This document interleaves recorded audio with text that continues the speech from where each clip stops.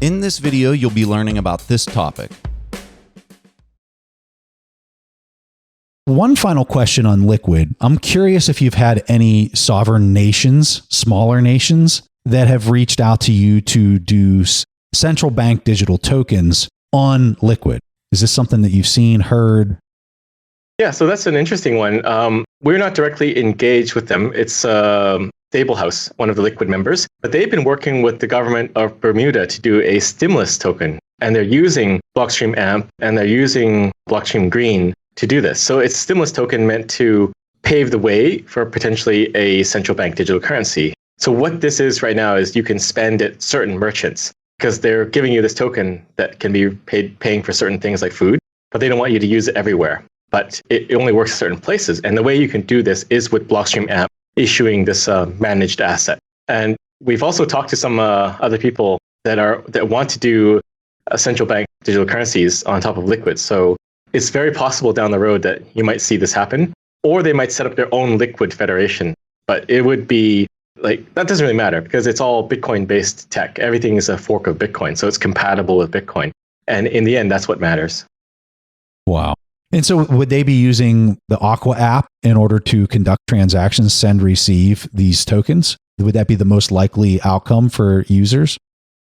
Potentially. Like the Green is open source, the backend is not, but with Aqua, it's the backend is the Electrum server, so it's all open source. You could totally use Aqua. You can take the code, reskin it, and just only support your own central bank digital currency and use this for your country.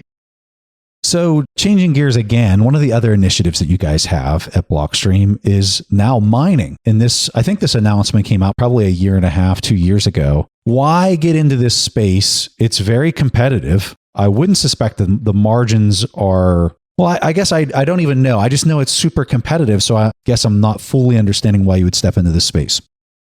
I think it has a lot to do with Bitcoin being counterintuitive, right? Like people don't think that they need to run a node. And people think they don't need to mine either. But for the security of the network, it's better that there are a lot of stakeholders with skin in the game that are mining, because mining is ultimately securing the network. And you also want mining to be dispersed as much as possible. So again, like Liquid, geopolitically and geographically dispersed. And having a large mining operation in North America like Blockstream has, we're at 300 megawatts now at total capacity.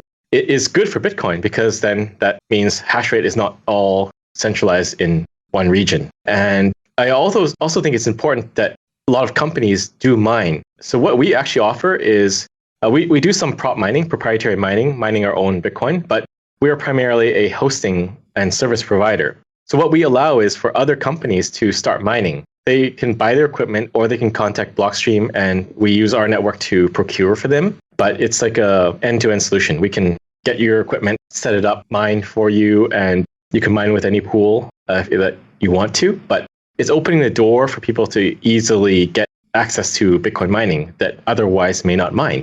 So one of our customers is Reid Hoffman. So I don't think he would go and set up his own mining operation in his garage, but he'll host with us and put his miners here. Another one of our customers is Fidelity FCAT. So there is demand for this, institutional demand for mining, and having this setup, it opens the door for more people to get involved.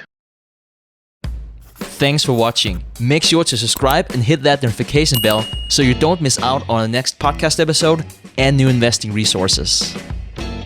What are your takeaways and thoughts on this discussion? Let us know in the comments section below.